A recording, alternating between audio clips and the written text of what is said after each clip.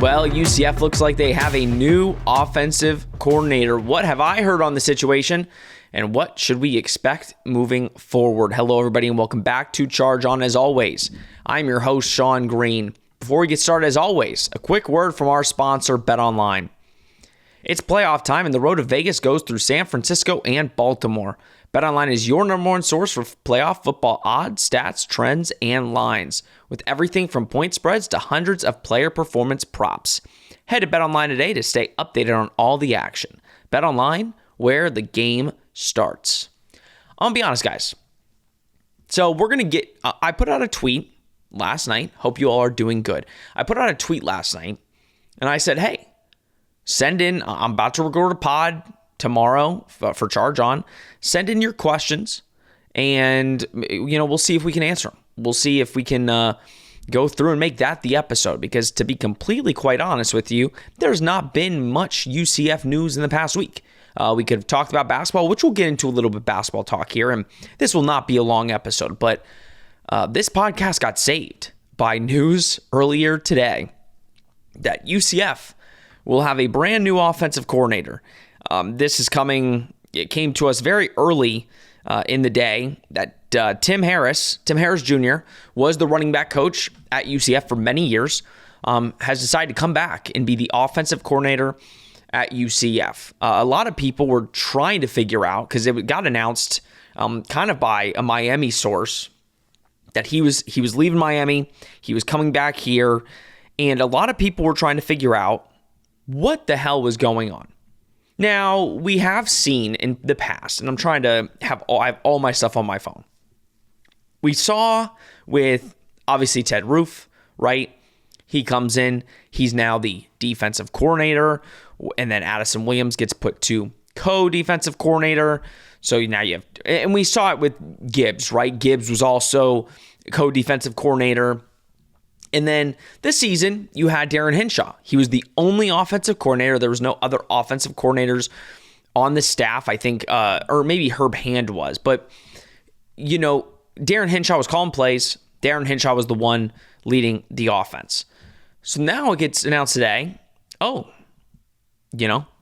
Harris is coming in, and he's going to be your new offensive coordinator, which I think shocked everybody, because we were all assuming, maybe he's co-offensive coordinator, maybe he's going to be the wide receiver coach.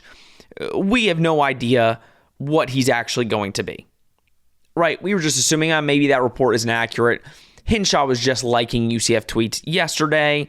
He's talked about profusely how much he loves being here. His family's close by. He's obviously a UCF alum, played at UCF, all that good stuff. So there's no way Tim Harris Jr. is going to be the offensive coordinator. But no, it got announced. All the scoopers, everybody was on it.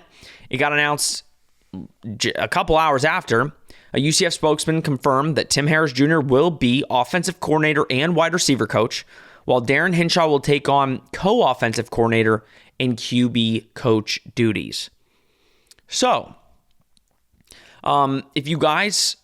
I heard from a source, again, I'm not trying to get in the scooper game, but luckily I have a good couple people that are in the know on the situation. And then Brandon Helwig, obviously the godfather of UCF sports, he put in the dungeon some information that I heard from a source a couple days ago that I found very interesting. And I think many UCF fans will, laugh at this.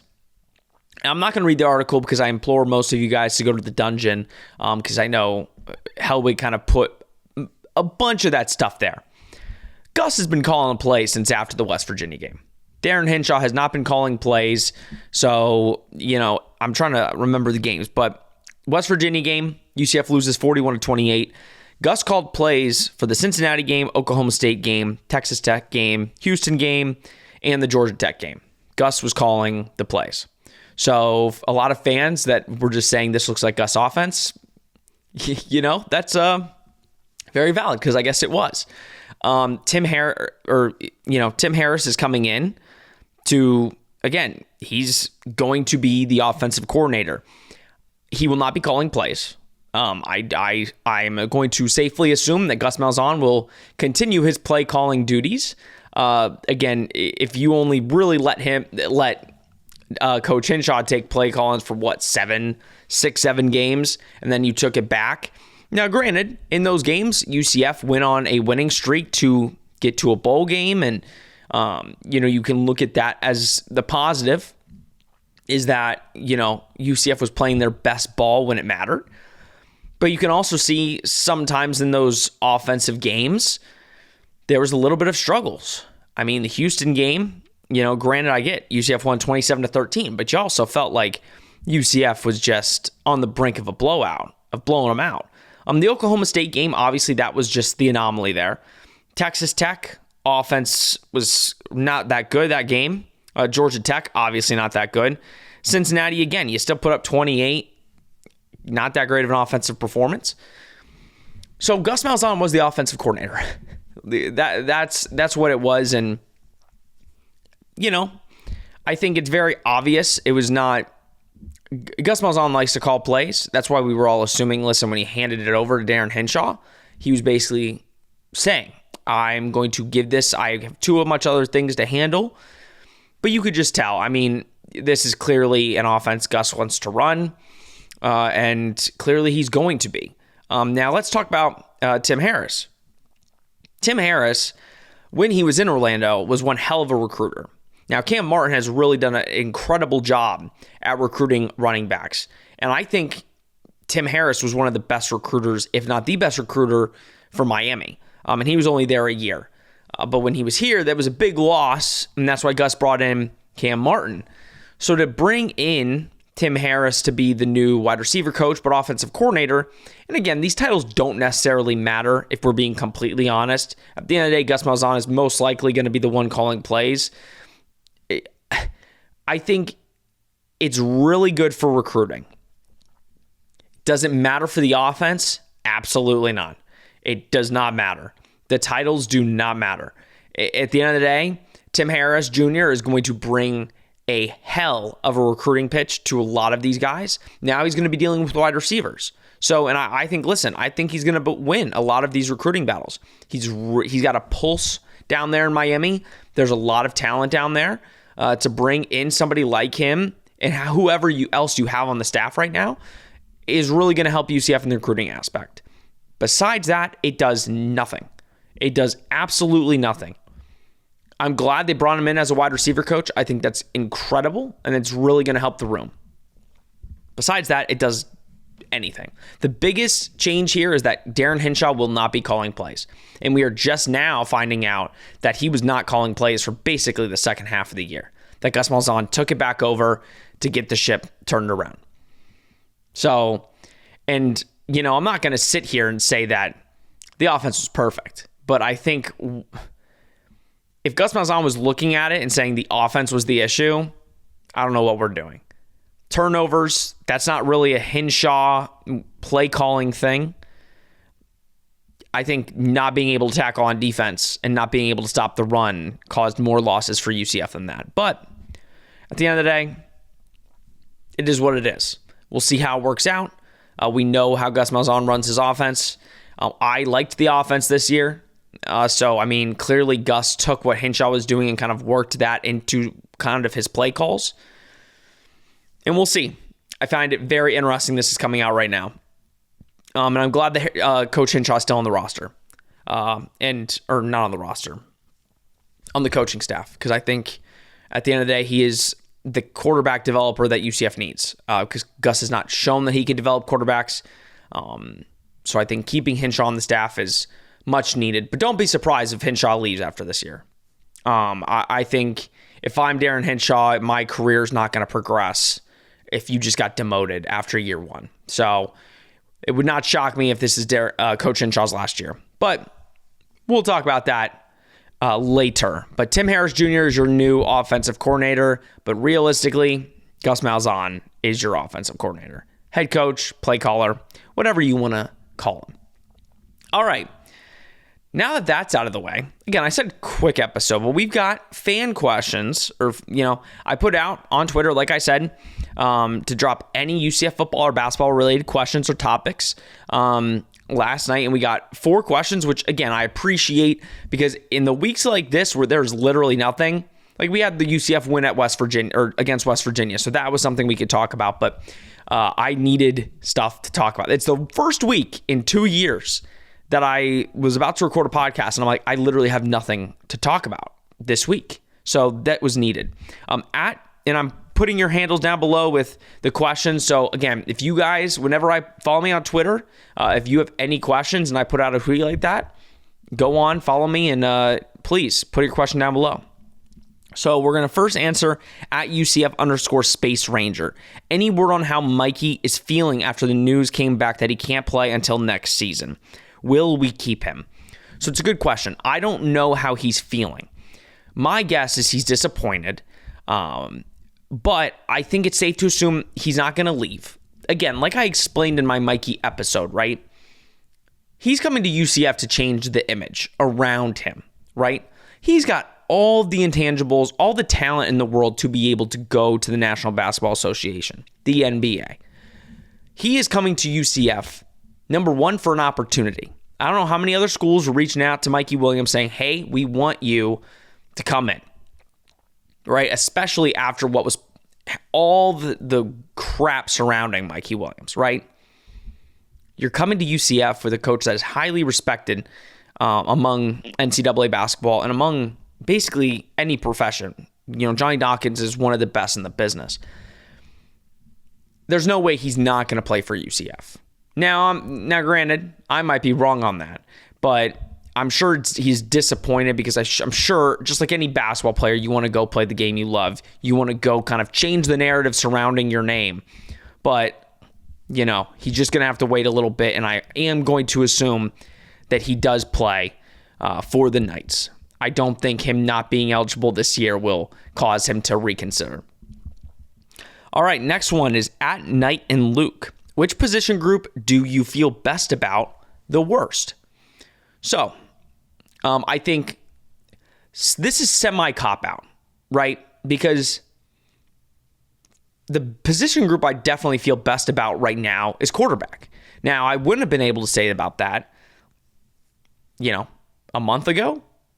A month ago, I probably would have told you quarterback was my least favorite or most concerned skill position group, because you just didn't know who would take the reins. You didn't know who would really bring UCF to that next level. And I think adding KJ has really, or is going to prove to be one of UCF's biggest moves, if not the biggest move of this offseason. If we're talking about, I'll do both offense and defense. So offense, it's got to be the quarterbacks. And I think on defense, it's going to be the defensive line. I think the defensive line has the most depth out of any position group on the roster. Bringing back guys like Ricky Barber and Lee Hunter, having guys like John Walker, it really does. In Malachi Lawrence, it increases the way that defense can play. Now, if you stop the run, I think this defense can be one of the best in the Big 12. But that's definitely my most anticipated position group, the one I feel most good about heading in. Now, the worst, I think offensively, that's actually a really good question. See, this is why I should have just answered both. I should have just answered one and one. I'm going to say offensive line. And I think the reason why is because, again, last year there was so much flipping. There was so much I think it's okay to insert different guys in specific places and specific lineups, right? The offensive line, it is just proven that if you have a set of 5 guys that basically play together the entire season, they get better and gradual over time, and it is very hard to really be good against a solid offensive line. UCF, I think, found its rhythm at certain times over the season, but the problem was they were literally changing the line every couple weeks, which caused no continuity among them. So I think the guys that they have on the roster and who they've brought in could potentially be one of the best lines in the Big 12, just like the defensive line. But they have to find continuity. They have to find the best 5 guys and keep them there, barring injuries or any of that stuff. Get the 5 best guys, play them, and hopefully they play all 12, 13 games. But we will see. The worst, I will say, on the defense, now granted, this is nothing to do with the guys we brought in. I'm just going to say linebacker. I still need to see who's going to come out of the room. You can bring in all the guys in the world. You can bring the top 4 stars. You can bring a former 5-star. You can bring whoever. At the end of the day, we have to see it. One guy I saw a picture of that I really want to see him play is Andrew Harris. Dude looks yoked. So I would say that's the one I'm most worried about. But that's not a surprise. That's something that we all have kind of known about anyway, is the linebacking group is going to be semi-shaky a little bit. But who knows? They might have gotten 2 guys in the portal or 2 guys on the roster that come out and just ball out from day one. And we're like, we have our linebackers. And I think we do, but it's still the one I'm most concerned about. Any other rumored portal booms coming? I think there might be maybe 1, maybe 2. Not too many more. I think UCF's basically done in the portal. Like I said, they might have a couple more, but by all accounts, this is most likely the roster you're going into next season or this spring with. Obviously, after the spring, there'll be a whole other flock of guys. But I think right now, this is probably the roster, if not 1 or 2 more. And then at Zebbles UCF, which non-QB / non-linebacker transfer will have the biggest impact on the team next season? So I'll say this. I think when it comes to, I think this is a kind of double-edged question. Who I think will have the biggest impact and who needs to have the biggest impact. I think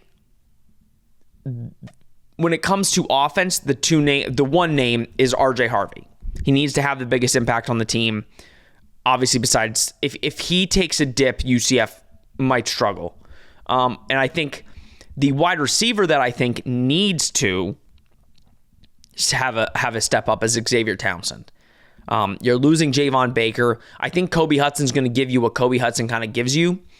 You need that clear-cut number 2. And I think Xavier Townsend's been number 3 for the last 2 years. He needs to kind of get that ball and prove, the kind of caliber wide receiver he is, which I think we all know what he could do with the ball in his hands. It's just about getting the ball in his hands. On the defense, who I think will have the biggest impact on the team?